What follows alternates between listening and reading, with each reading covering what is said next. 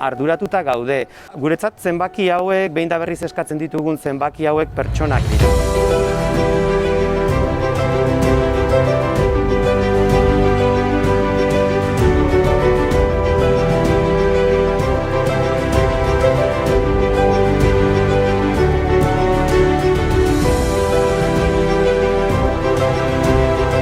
Eskerrak eman nahi dizkiegu ordiziarrei, hasieratik erakutsi duten jarreragatik.